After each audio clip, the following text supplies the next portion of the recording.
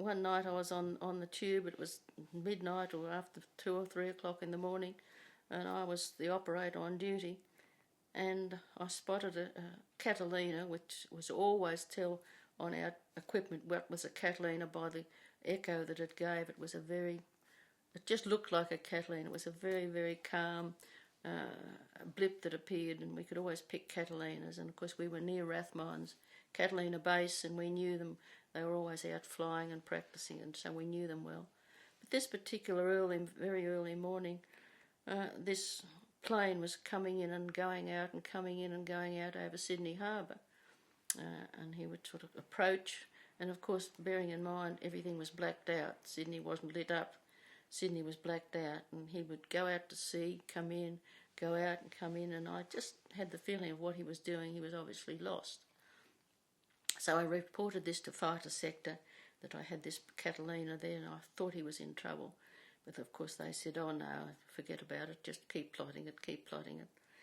So I insisted that something was amiss, that I felt that it wasn't just a person out there flying, it was a Catalina, and he didn't seem to know where he was going. So I requested that they contact Rathmines Air Base, which they did, and the reply came back that no, all their planes were in for the night and they'd closed down the station.